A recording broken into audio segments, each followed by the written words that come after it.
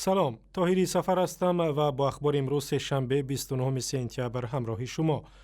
مقامات تاجیکستان در یک نشست در شهر دوشنبه نتیجه نظرسنجی را معرفی کردند و گفتند این تحقیق نشان داد که 60% اهالی تاجیکستان طرفدار نظام دنیوی هستند و نمیخواهند در جامعه اسلامی زندگی کنند. تحقیق مذکور را مرکز اسلام شناسی تاجیکستان در میان تقریبا 1600 نفر انجام داده است. تنها 12% اهالی تاجیکستان طرفدار نظام اسلامی در کشور بودند.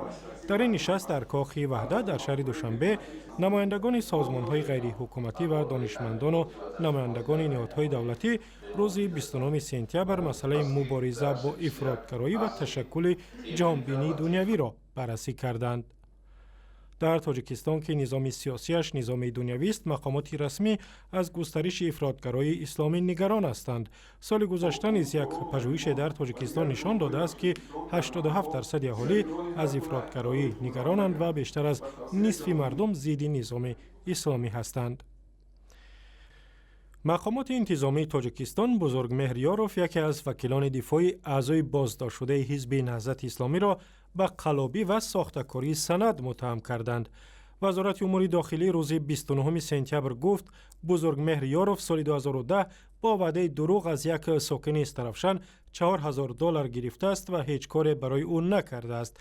عین زمان به گفته مقامات بزرگمهر یاروف سند معاینه تکنیکی ماشینش را خودش تهیه کرده و استفاده کرده است که مخالف قانون است، ولی تعدادی از همکاران بزرگمهر یاروف میگویند این وکیل دفاع را برای حمایت او از حقوق بعضی از 13 اعضای بازداشت شده حزب نهضت اسلامی میخواهند جزا دهند.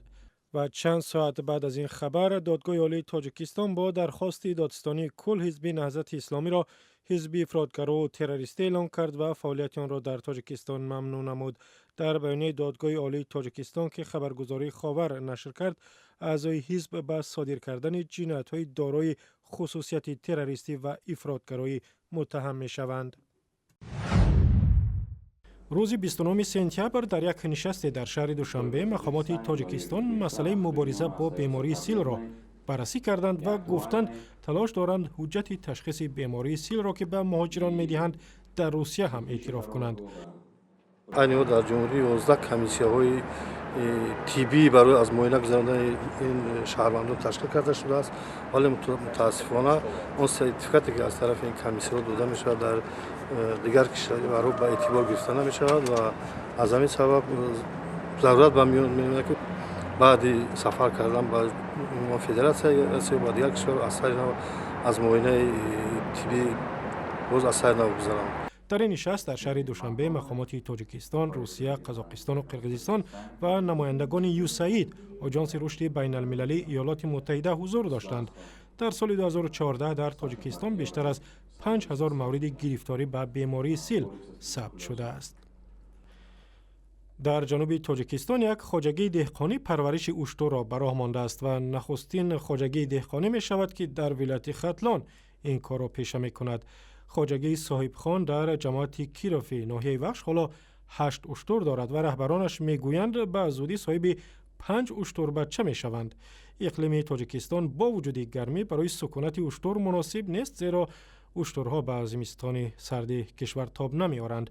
عین زمان قیمت یک اشتر در تاجیکستان کمش 3000 سومانی را تشکیل می دهد. و گزارش کامل در این باره در وبسایت رادیو آزادی، در صفحه های ما در فیسبوک، توییتر و یوتیوب و هم زمینه رادیو آزادی برای تلفن های همراه.